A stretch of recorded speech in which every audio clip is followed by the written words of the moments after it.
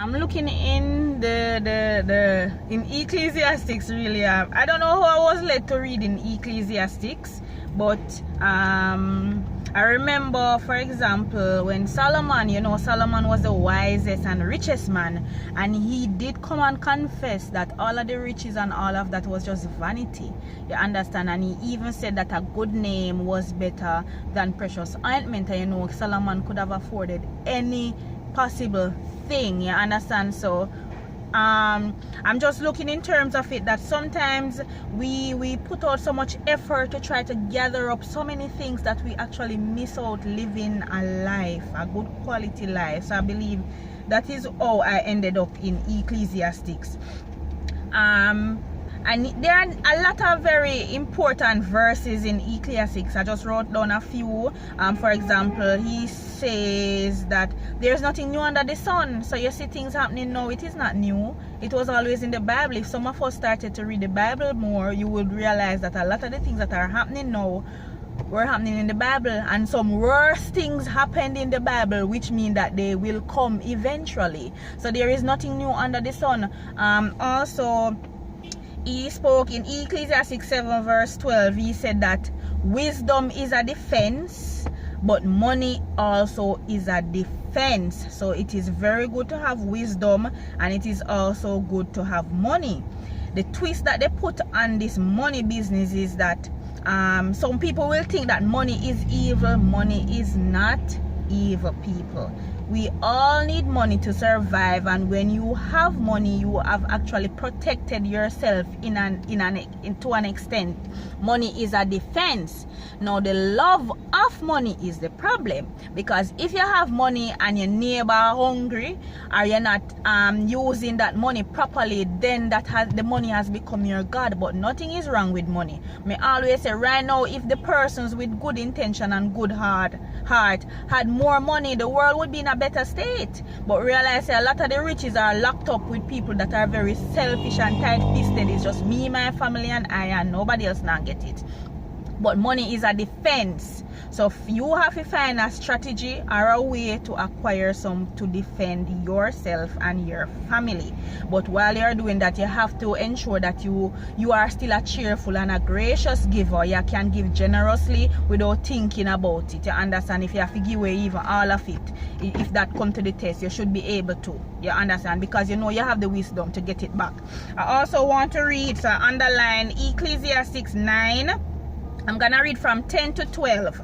So it says, whatsoever thy hand findeth to do. This is the King James version, so the language kind of is the old English language. I normally prefer the new international version because I can understand it better, but from when the internet and stuff giving trouble, so I had the physical Bible reading. So Ecclesiastes 9 verse 10, whatsoever thy hand findeth to do, do it with thy might. Whatever your hand find to do it with your might. Give it your body, give it your heart, give it everything you have got. Whatever you are doing, give it every single energy you have got. For there is no work, no device, no knowledge, no wisdom in the grave where we will eventually go. So God is basically saying we are to make hay while the sun shines. Whatever you are doing now, do it wholeheartedly. If you're in a job, do it wholeheartedly, because at the end of the day, you know that the job it's a I wouldn't say worship, but you're doing it to honor God. You understand? And you have to give all the energy you have while you have the energy, because at some point the energy will go from you. 11 says, I returned and saw under the sun that the race is not to the swift, nor the battle to the strong, neither the bread to the wise, nor yet riches to men of understanding, nor yet favor to men of skill, but time and chance happened to everyone. It happened to them all. And sometimes we believe that some people kind of did born with a gold spoon in their mouth, or had some opportunities that we probably did not have. But the Bible did say that certain things were given to people because they were qualified per se. It was time and chance. So sometimes we have to prepare, so when our opportunity comes, we can grab that opportunity. And here this final one, which is verse 12 of chapter 9. For man also knoweth not his time, as the fishes that are taken in an evil net, And as the birds that are caught in the snare, so are the sons of men snared in an evil time when it falleth suddenly upon them. And we see a lot of things happening in the world, and that is why we have to stay ready, because nobody know the time. Nobody know their hour. And just like how them catch fish in the evil net. I don't know why them say the net evil, because fish have to eat still. But you understand? You don't know your time. So that is why he say, make hay while the sun shine.